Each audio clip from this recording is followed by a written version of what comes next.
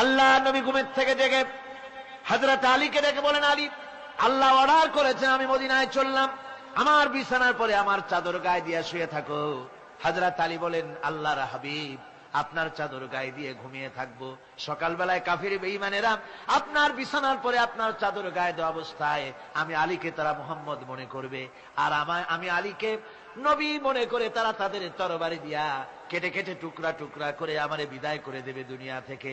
এতটুকুনো পরোয়া করি না, বরং আমার দিলের মধ্যে এটাই তৃপ্তি থাকবে যে আমি আলীর জীবনের বিনিময় আল্লাহর হাবিব দুনিয়ায় বেঁচে আছেন। নবীজি ঘরের থেকে বেরোলেন, চতুর্দিকে কাফেররা দাঁড়ানো। আল্লাহ নবী হাতে এক মুষ্টি বালু হাতে নিয়ে শাহ হাতেল বজু পড়ে 3 বার দম করে বালুগুলো ছেড়ে দিলেন। বালিগুলি ঘরের চতুর্দিকে কাফেরদের চোখে চলে গেল।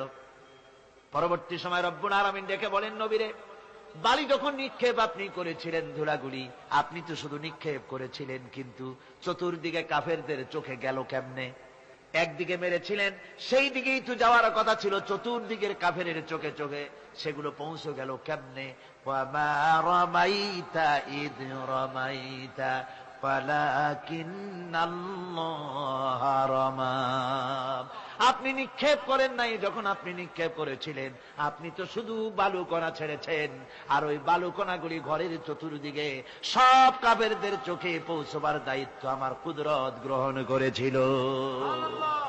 আমার ভাইয়েরা, নবীজি বিপদে, এতগুলি শত্রু তরবারি নিয়ে তিনি বিপদে ধৈর্য হারা হন নাই।